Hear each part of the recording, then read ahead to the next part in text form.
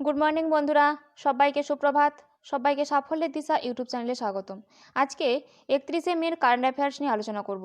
তোমরা প্রথম থেকে শেষ পর্যন্ত ক্লাসটা করো এবং ক্লাসটা ভালো লাগলে অবশ্যই লাইক করে দিও এবং চ্যানেলটিকে সাবস্ক্রাইব করে নিও। তাহলে শুরু করা যাক আজকের ক্লাস। আজকের ক্লাসের ফার্স্ট কারেন্ট অ্যাফেয়ার্স হলো, কোন রাজ্য সম্প্রতি দুর্যোগের সময় ক্ষয়ক্ষতি রিপোর্ট করার জন্য disaster reporting and information management system চালু করেছে? উত্তর হবে আসাম। এই সম্পর্কে জেনে নেব।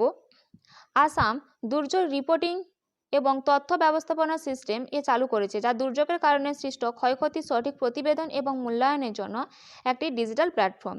এই ডিজিটাল প্ল্যাটফর্মটি জাতিসংঘের শিশু তহবিল এর সহযোগিতায় তৈরি করা হয়েছে, যা দুর্যোগের সময় ক্ষয়ক্ষতির গুরুত্বপূর্ণ প্রভাব সূচকগুলি ক্যাপচার করে এবং ক্ষতিগ্রস্ত উপকারভোগীদের ত্রাণ এবং পুনর্বাসন অনুদান প্রদানে সহায়তা করবে। নেক্সট, দীর্ঘমেয়াদী গেমিং ভিসা লঞ্চ করলো কে? উত্তর হবে দুবাই। দুবাই দীর্ঘমেয়াদী গেমিং ভিসা লঞ্চ করেছে। এই সম্পর্কে জেনে নেব। দুবাই একটি নতুন গেমিং ভিসা ইনিশিয়েটিভ চালু করেছে, যার লক্ষ্য দীর্ঘমেয়াদী ভিসা সহ সারা বিশ্ব থেকে প্রতিভাবান গেমারদের আকৃষ্ট করা। নেক্সট, সম্প্রতি প্রয়াত অ্যালিস মুর্মু কোন দেশের নোবেল জয়ী লেখিকা ছিলেন? উত্তর হবে কানাডা। এই সম্পর্কে জেনে নেব। মৃত্যুকালীন তার বয়স ছিল 92 বছর। তিনি 2013 সালে সাহিত্যের নোবেল পুরস্কারও পেয়েছিলেন। Next, Dubai police chess challenge 2024 জিতলেন কে? উত্তর হবে প্রণব ভেঙ্কটেশ। এই Pranav Venkatesh Dubai police chess challenge 2024 পুরস্কারটি জিতেছেন। এই সম্পর্কে জেনে নেব। GM প্রণব পঞ্চম দুবাইতে 4 থেকে 12 মে অনুষ্ঠিত উদ্বোধনী অনুষ্ঠানে দুবাই পুলিশ গ্লোবাল চেস চ্যালেঞ্জে শক্তিশালী মাস্টার বিভাগে জিতেছেন। ব্যাঙ্গালোরের 17 বছর বয়সী গ্র্যান্ডমাস্টার ট্রাইবেকে GM অরবিন্দ চিদাম্বরমকে পরাজিত করে এবং গোল্ড মাস্টার অরবিন্দ চিদাম্বরমকে পরাজিত করে। গোল্ড গ্র্যান্ডমাস্টার হয়েছে প্রণব বি এবং সিলভার গ্র্যান্ডমাস্টার হয়েছে অরবিন্দ চিদাম্বরম এবং ব্রোঞ্জ গ্র্যান্ডমাস্টার হয়েছে গ্র্যান্ডমাস্টার প্রাণেশ এম। নেক্সট, বিশ্বের প্রথম কোন দেশের সমস্ত হিমবাহ গলে গিয়েছে? উত্তর হবে ভেনেজুয়েলার। এই বিশ্বের প্রথম ভেনেজুয়েলার সমস্ত হিমবাহ গলে গিয়েছে। এই সম্পর্কে জেনে নেব। ভেনেজুয়েলার সমুদ্রপৃষ্ঠ থেকে 5000 মিটার উঁচু সিয়েরা নেভেদা দ্য মেরিদা পর্বতমালায় একসময় 6টি হিমবাহ ছিল।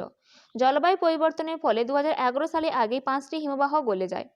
দেশটির দ্বিতীয় সর্বোচ্চ পর্বত পিকো হাম্বোল্টের কাছে অবস্থিত হাম্বোল্ট নামে আরেকটি হিমবাহও ছিল, কিন্তু বর্তমানে তা গলে গিয়েছে এবং জলবায়ু পরিবর্তনের ফলে সেখানে মাত্র 2 হেক্টর জায়গায় বরফ রয়েছে, ফলে এটি আর হিমবাহের মর্যাদা পায় না। নেক্সট, ভারতে উচ্চতম টানেলের স্বীকৃতি পেল কোন রাজ্যের সেলা টানেল? উত্তর হবে অরুণাচল প্রদেশে। এই সম্পর্কে জেনে নেব। সেলা টানেল অর্থাৎ BRO ইন্ডিয়া দ্বারা নির্মিত ইংল্যান্ডে আন্তর্জাতিক বুক অফ অনার দ্বারা আনুষ্ঠানিকভাবে দেশের সর্বোচ্চ টানেল হিসেবে স্বীকৃত হয়েছে। নেক্সট, বিশ্বের উচ্চতম কম্পিটিটিভ সুইমিং পুল চালু করা হলো কোথায়? উত্তর হবে ভুটানে। ভুটানে বিশ্বের উচ্চতম কম্পিটিটিভ সুইমিং পুল চালু করা হয়েছে। সম্পর্কে জেনে নেব। এই সুইমিং পুলটি 8200 ফুট এবং 2400 মিটার উচ্চতায় তৈরি হয়েছে। এখানে ভুটানের স্ট্র্যাটেজিক আকারে দেখে নেব। ভুটানের প্রধানমন্ত্রী লোটে সেরেং, তিনি 7th প্রধানমন্ত্রী। রাজধানী থিম্পু, রাজা জিগমে খেসার নামগেল ওয়ানচুক এবং মুদ্রা ভুটানি এনগুলট্রাম এবং অফিসিয়াল ভাষা জংখা। নেক্সট, ভারত ও মঙ্গোলিয়ার প্রতিরক্ষা মন্ত্রীদের 12তম জয়েন্ট ওয়ার্কিং গ্রুপ কোথায় অনুষ্ঠিত হয়েছিল? উত্তর হবে উলানবাটারে। এই সম্পর্কে জেনে নেব। প্রতিরক্ষা সহযোগিতা বৃদ্ধি এবং প্রতিরক্ষা সম্পর্ক জোরদার করার জন্য ভারত ও মঙ্গোলিয়ার প্রতিরক্ষা মন্ত্রীদের 12তম জয়েন্ট ওয়ার্কিং গ্রুপ 2024 সালের 16 এবং 17 মে মঙ্গোলিয়ার রাজধানী উলানবাটারে অনুষ্ঠিত হয়। প্রতি বছর প্রতিরক্ষা মন্ত্রকের জয়েন্ট ওয়ার্কিং গ্রুপগুলি অনুষ্ঠিত হয়। ভারত ও মঙ্গোলিয়ার প্রতিরক্ষা মন্ত্রীদের 12তম জয়েন্ট ওয়ার্কিং গ্রুপে ভারতীয় দলের নেতৃত্ব দিয়েছিলেন যুগ্ম সচিব প্রতিরক্ষা মন্ত্রণালয়, ভারত সরকার, অমিতাভ প্রসাদ। এখানে আমরা স্ট্র্যাটেজিক আকারে দেখে নেব। মঙ্গোলিয়ার রাজধানী উলানবাটার উলানবাটুর এবং মুদ্রা তুগরিক। নেক্সট, সাহিত্য একাডেমি ফেলোশিপে ভূষিত হলেন কে? উত্তর হবে রাস্কিন বন্ড। এই রাস্কিন বন্ড সাহিত্য একাডেমি ফেলোশিপে ভূষিত হলেন। এই সম্পর্কে জেনে নেব। সাহিত্য একাডেমি ফেলোশিপ হলো ভারতের একটি সাহিত্য সম্মান, যা সাহিত্য একাডেমি ভারতের ন্যাশনাল একাডেমি অব লেটার্স দ্বারা প্রদত্ত। এটি একজন জীবিত লেখককে একাডেমি কর্তৃক প্রদত্ত সর্বোচ্চ সম্মান। সর্বপল্লী রাধাকৃষ্ণন ছিলেন ফেলোশিপে নির্বাচিত প্রথম লেখক। মুল্ক রাজ আনন্দ ছিলেন প্রথম ভারতীয় ইংরেজ লেখক, যিনি 1989 সালে এবং RK নারায়ণ 1994 সালে দ্বিতীয় সাহিত্য একাডেমি ফেলোশিপ পুরস্কার পেয়েছিলেন। নেক্সট, কোন ইনস্টিটিউট সম্প্রতি উত্তর ভারতে বায়ু দূষণ এবং স্বাস্থ্যের প্রভাব বিষয়ে একটি গবেষণা প্রতিবেদন উপস্থাপন করেছে? উত্তর হবে আইআইটি জয়পুর।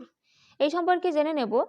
এই আইআইটি জয়পুর সম্প্রতি উত্তর ভারতের বায়ু দূষণ এবং স্বাস্থ্যের প্রভাব বিষয়ে একটি গবেষণা প্রতিবেদন উপস্থাপন করেছে। এখানে আইআইটি জয়পুরের স্ট্র্যাটেজিক আকারে দেখে নেব, যেটি প্রতিস্থাপিত হয়েছিল 2008 সালে এবং চেয়ারম্যান রয়েছে রাজাগোপাল চিদাম্বরম এবং ডিরেক্টর রয়েছে অবিনাশ কুমার আগারওয়াল।